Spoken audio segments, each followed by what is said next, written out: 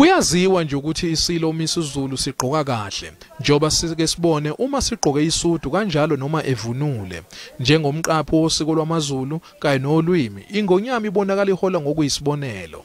Abahweba ngemvunulo eThekwini bathi basebenza kanzima njengoba abathengi beyifuna ukuze bavunule ngayo uma sebeya kulomcimbi wokunikwa kwengonyama isitifiketi umengameli wezwe.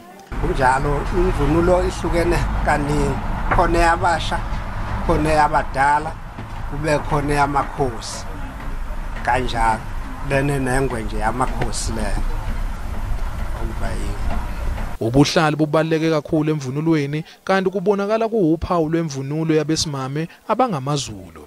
Abesifazana abashadile bona kulindele ukuba bavunule bagqoke izidwaba nezicholo okanye izinhloko. Izintombi zona zizoba zihlobe ngobuhlalu bemibala ehlukahlukene.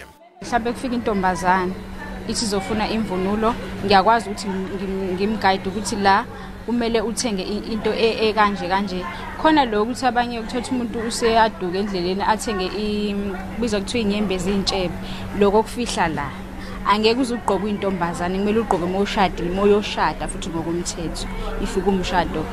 Abanye bathi sebeyagqoka ke manje bathi akuvumelekile ukuthi igqoka abantu abayinto amantombazane leyo zinto lezo. Izitolo ezithengisa ngemvunulo yesintu zilindele ukuthi anyuka amakhasimende ngaphambi kokuphela kwesonto. Lo mcimbi oyingqophamlando uzobanjelwa enkundleni iMabhida eThekwini ngoMgqibelo.